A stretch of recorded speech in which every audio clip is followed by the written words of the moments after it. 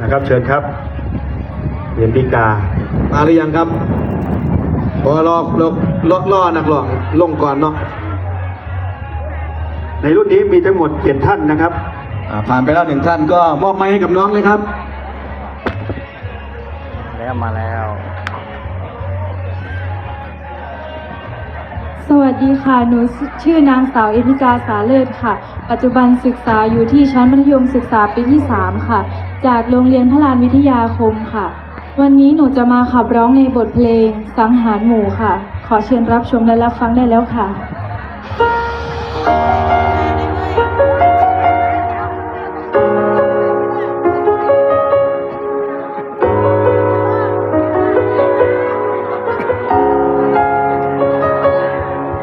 ถ้าเปิดประตูเข้าไปแล้วเห็นภาพอายกับเขา2 คนผู้หญิงอยู่ใต้ผู้ชายอยู่บนมนต์สอบขอกันอย่างใดทีแล้วกอดรัดฟัดเวียงจนเตียงนอนน้องมันยับยุยคันอายมาเป็นน้องตอนนี้สิเห็นจังเลยใจสั่นกำปั้นแค่ในอายคือเห็นจังสิเอาคนใหม่คือบ่บอกดีๆสิยอมให้ไป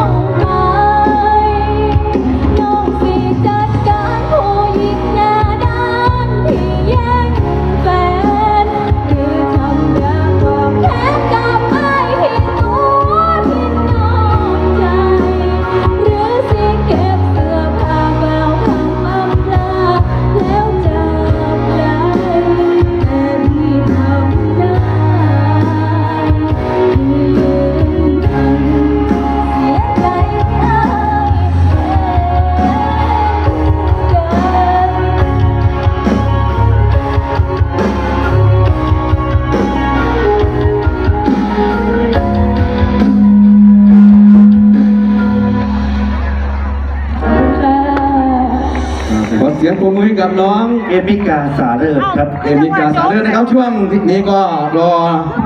ดอกไม้กำลังใจจากโอ้โหเยอะมากเลยครับ FC ก็มั่นใจมากกับเพลงนี้นะครับถือว่าเป็นจังหวะที่มีจังหวะขึ้นลง ร้องยากร้องยาก ขึ้นลงนี่คือคีย์เพลงนะครับขึ้นลงนะครับถ้าลงก็ลงต่ำนะครับ ถ้าขึ้นก็ขึ้นสูงเพลงนี้ก็ถือว่าน้องก็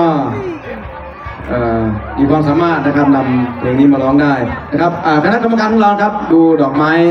ด้วยนะครับ เราได้นั่งดอกไม้ จุดเฮีย